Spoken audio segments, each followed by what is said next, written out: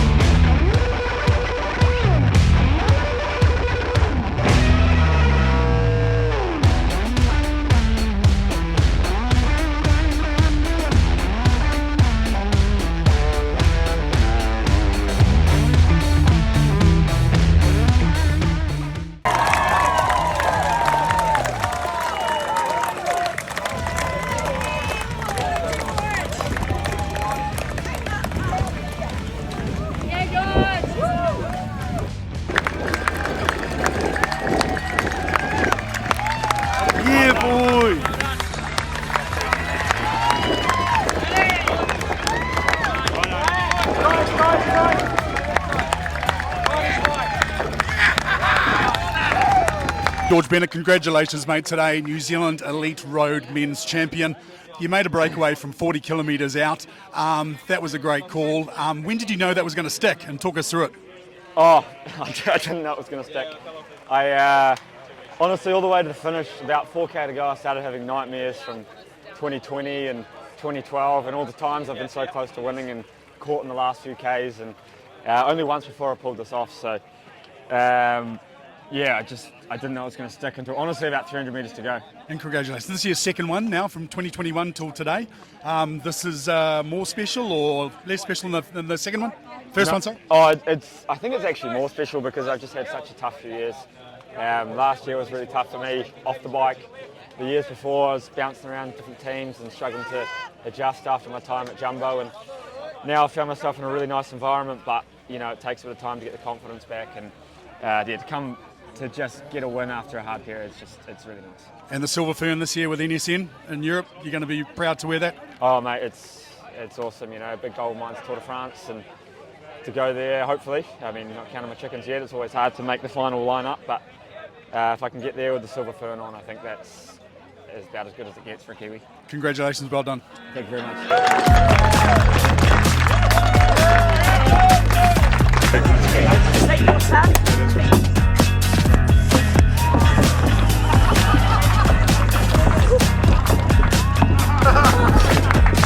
National champion, representing NSN Cycling Team, George Bennett.